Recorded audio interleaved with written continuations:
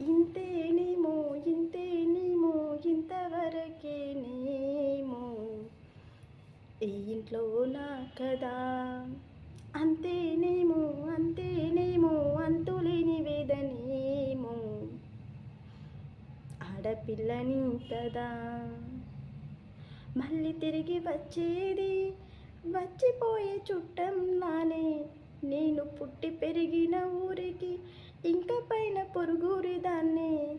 కట్టదాటి గంగ నీడు కంట పొంగేనే